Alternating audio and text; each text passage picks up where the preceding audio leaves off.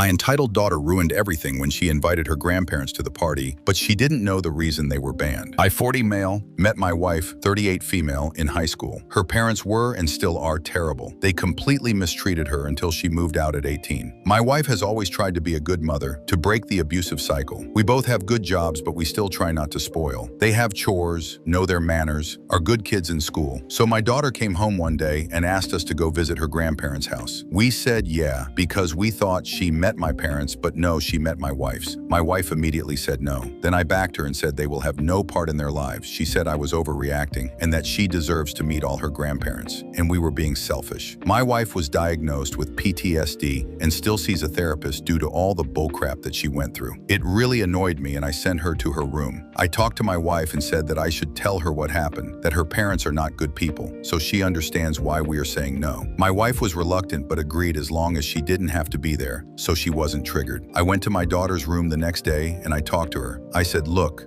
I understand you are upset, but we are not saying no just to say no. There is a lot you do not understand, but I'm going to explain it so that maybe you understand more. Your mom's parents mistreated her. She was humiliated daily, screamed, and terrorized since she was 6 years old. Every moment in holiday was ruined by fear, and she almost stopped breathing on Thanksgiving due to her stepfather. Your mom and her sisters still suffer from the trauma, and we will never have a relationship with them. I hope that you understand now. Once I told her, I thought she understood. Anyway, it was my wife's birthday a week ago, and it was a really great day. My wife's sister, our 2 other children, and my whole family were there celebrating at our house until around 7. At night, a knock at my door and my daughter went to answer the door. We figured it was a friend of hers, but when she came right back in the living room, it was my crap mother-in-law and father-in-law. My wife and her sister both froze, and they came in like they freaking owned the place. Trying to be buddy, my wife asked them in a timid voice and said, "What are you doing here?" They said, "Our granddaughter invited us." She then tried to speak up more and tell them they needed to go, but they wouldn't. So I got up and went between my wife and them and said, "Leave, you are unwanted here." My daughter really stood up for them and said that she talked to them and that mom just exaggerated what happened. She thinks that they were good parents. That's when my father-in-law said, "That's right. Whatever we did to you, ungrateful kids, deserve that." Pissed my wife off and she shouted to leave. I went up with my dad and we were going to push him out, but he is a 6 feet 4 inches, 250 pounds bear, so brushed us off him and pushed my wife into the wall. Her head slammed into the wall. She had to get stitches. As soon as that happened, me, my dad, and brother forced him outside. Her mom kept saying that she was a good mom and my wife was dramatic and she just had bad children. Anyway, my mother took my wife to the hospital because we were still trying to get them to leave the driveway. She brought her back once they had finally left. My wife didn't say anything the rest of the night, besides thanking my mother for the ride, then going to our room. Her sister was really freaked out too and left, right after hugging my wife. My children were in the living room and I told my son and my younger daughter to go into their rooms. I needed to speak to their sister. I admit I lost it. I screamed. I told her she was so selfish and I couldn't believe she did that she still got in contact with them after I explained what they did to her mom when she was younger, how I was disgusted with her. She started to cry and say that she genuinely thought I was exaggerating. It would be good for them to get together. She said she got in touch with them on social media and they seemed great, how they made everything seem not as bad. And she said she didn't think they could be that evil and be related to us. I told her there are evil people everywhere. We have just tried to shield her away because parents are supposed to protect their kids. I was so upset. I genuinely wanted to call her an idiot, but I didn't. But everything my wife did to move past her trauma was demolished by this idiotic decision. My daughter apologized and I said, sorry,